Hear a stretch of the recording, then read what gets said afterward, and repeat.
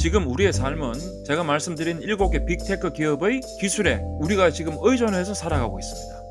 이제는 이러한 7개 빅테크 기업이 만들어가는 세상에 우리가 그것을 무시하고 살 수가 없는 시대가 되었습니다. 네 번째 빅테크 기업은 아마존입니다. 제프 베조스가 세운 아마존은 4가지의 철학적 기둥 위에 서 있습니다. 첫 번째, 고객 집착. 두 번째, 발명에 대한 열정. 세 번째, 운영의 탁월함. 그리고 네 번째, 장기적인 사고입니다. 여기서 우리가 특별히 주목해 볼 만한 부분은 바로 고객에 대한 집착입니다. 고객에 대한 집중이 아니고 고객에 대한 집착입니다. 이것은 아마존의 단순한 서비스 정신을 의미하는 게 아니고 이것은 거의 실존적인 몰입을 의미합니다. 아마존의 제프 베조스는 이렇게 얘기했습니다. 우리는 경쟁자와 싸우는 것이 아니라 고객에게 집착해야 한다. 우리가 경쟁자와 싸우기 시작하면 계속 그들을 따라가기만 해야 한다. 결국 경쟁자를 신경 쓰지 않고 제프 베조스는 아마존만의 자기만의 일을 하겠다는 의미죠. 자신들의 고객에만 집중하고 집착하겠다는 의미입니다. 이것은 니체의 자기 초월적인 개념하고 굉장히 그 맥을 같이 한다고 볼 수가 있습니다. 타인의 평가와 타인의 기준을 따라가는 것이 아니라 아마존 스스로의 자기만의 기준을 창조해 나가겠다는 것. 결국 아마존은 고객의 집착을 통해서 아마존 스스로의 방향성을 주도적으로 만들어 나가겠다는 것입니다. 아마존이 얘기한 데이 원 정신도 굉장히 흥미로운 포인트입니다. 제프 베조스는 매년 주주들에게 보내는 편지에 항상 데이 원 정신을 강조하고 있습니다. 그것이 무엇이냐? 우리 아마존이 아무리 큰 회사가 된다 하더라도 데이 원 첫날의 그 긴장감과 데이 원 첫날의 그 창의성을 계속 유지해 나가겠다는 약속입니다.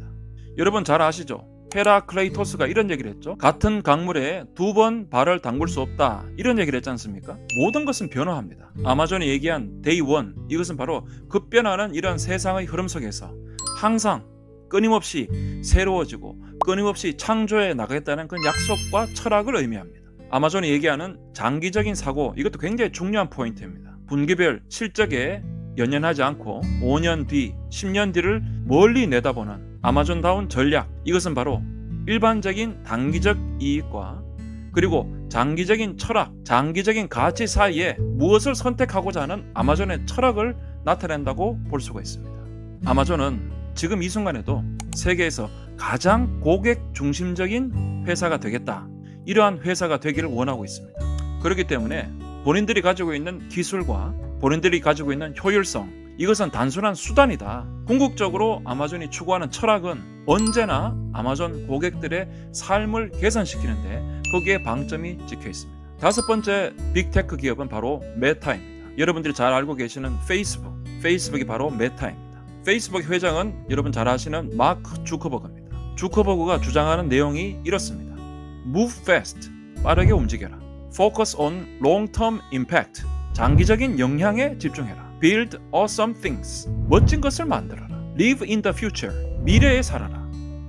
Be direct and respect your colleagues, 직설적이지만 회사 동료를 존중해라. 그리고 마지막으로 Meta mates me, 이것은 공동체 중심의 윤리 정신을 강조합니다. 메타가 얘기하는 move fast, 이거는 마치 샌프란시스코 실리콘밸리에 있는 모든 문화와 그런 환경처럼 우리가 느껴지지만 여기에는 철학자 베르그송의 시간 철학의 의미가 담겨져 있습니다. 현재에 안주하지 말고 현재에 갇히지 말고 지속적으로 빠르게 미래를 향해 움직여야 된다는 거죠. 결국 메타가 얘기하는 것은 정체되는 것은 뒤처지는 것이다, 그런 의미를 나타냅니다. Live in the future, 미래에 살아라. 이것도 굉장히 중요한 인사이트를 던지고 있습니다. 미래의 가능성으로 현재를 재구성하라는 의미입니다.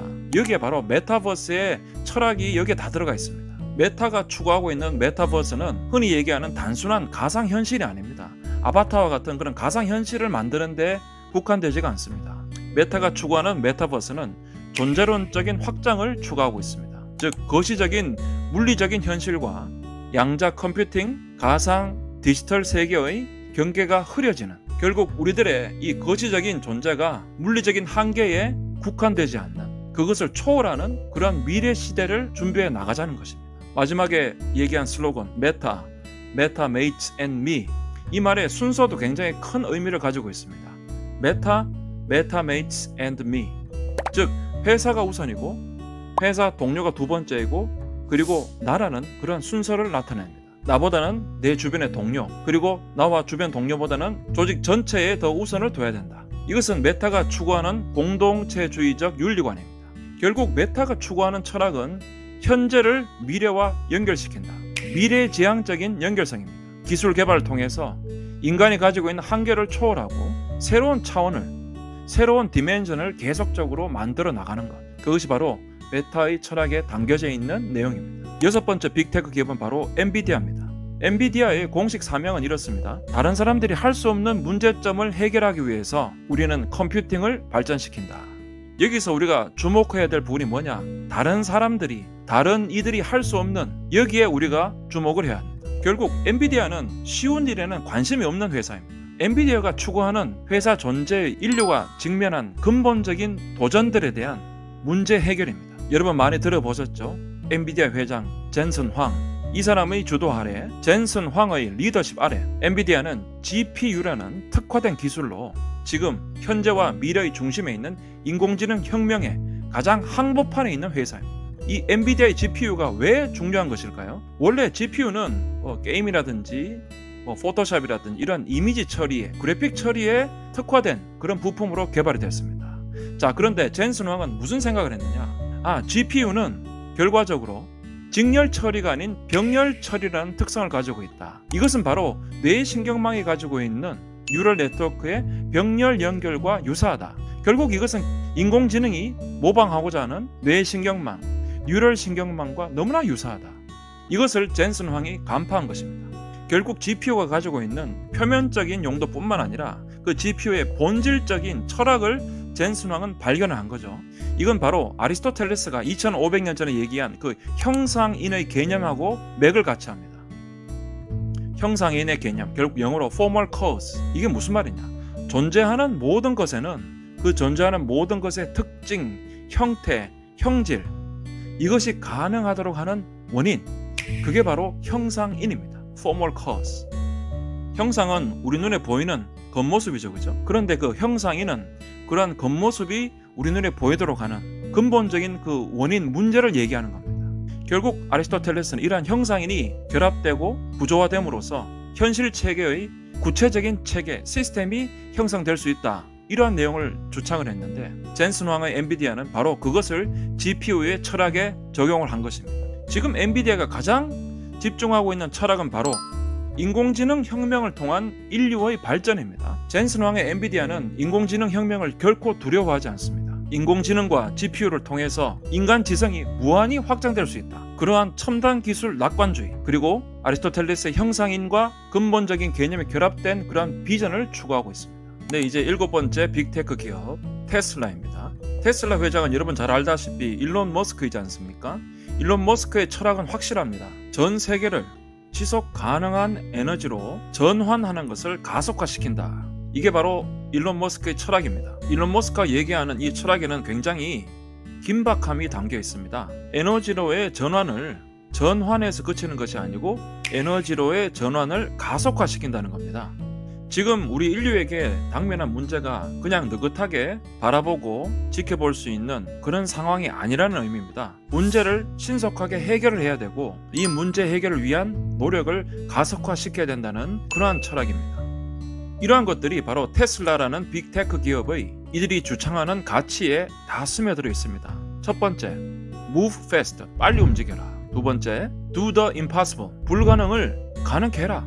불가능한 것을 도전해라. constantly innovate, 끊임없이 혁신해라. think like owners, 주인처럼 생각해라. 이러한 가치는 공식적으로 공개된 테슬라의 We are Tesla라는 그런 문화 원칙과 흐름을 같이 합니다. Do the impossible, 모든 사람들이 전기차는 불가능하다 이렇게 얘기했을 때 테슬라는 로드스타를 만들었습니다. 로켓을 재사용하는 것은 불가능하다고 했을 때 테슬라는 스페이스X 팔콘 9을 재착륙시켰습니다.